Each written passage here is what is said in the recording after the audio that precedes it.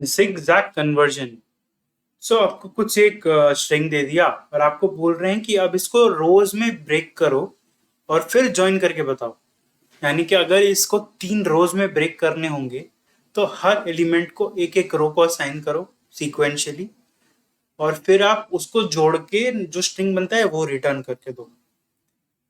तो अभी ये प्रॉब्लम कोई ब्रूट फोर्स समझ में नहीं आ रहा है, तो इसको पैटर्न रिकॉग्निशन से अप्रोच करना पड़ेगा। तो अगर मैं इस एग्जांपल को ही देख रहा हूँ तो मुझको जो दिख रहा है ना कि देखो, ऐसे करके पहले पी ए वाई किया, फिर वापस ऊपर जाते हुए पी ए, फिर वापस नीचे आते हुए एल आई, फिर ऐसे ऊपर। तो ये जिगजैग जैसे क्वेश्चन में बोल दिया, एक जिगजैग पैटर्न टाइप का बन रहा है।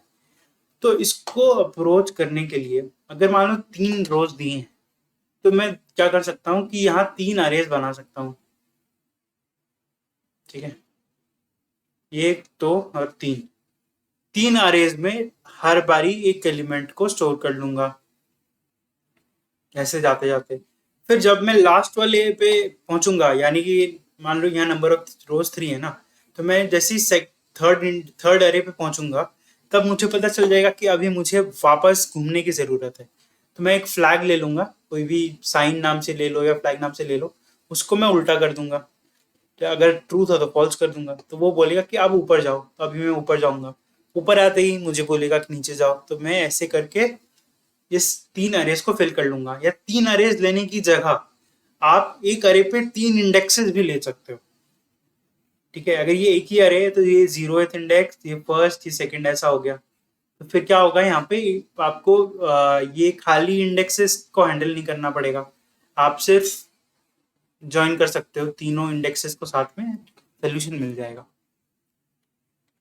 तो इसको ऐसे ही किया, एक नया अरे बना लिया कि जितने रोज थे उतना उसका साइज बना लिया, इंडेक्स। तो 3 एलिमेंट है मान लो अरे पे, 3 इंडेक्स हैं यहाँ पे। फिर क्या किया, एक वेरिएबल ले लिया इंडेक्स नाम से, एक स्टेप नाम से, जैसे फ्लैग बोल रहा था मैं। अब फिर हर स्ट्रिंग के कैरेक्टर पे जाके उसको उस इंडेक्स पे ऐड कर लो, कॉन्कैटिनेट कर लो, और फिर चेक कर लो अपने बाउंड्रीज को।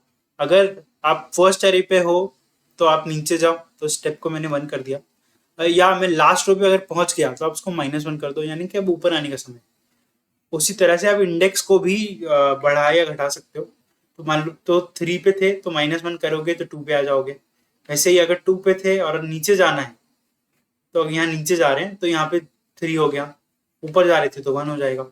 ऐसे ही इंडेक्स और स्टेप को मैनिपुलेट करके मैं ये जिगजैग में इस सारे को भर लूंगा, और इसके तीनों एलिमेंट, अब 3 इंडेक्सेस को ज्वाइन करके अपना फाइनल रिजल्ट दे दूंगा।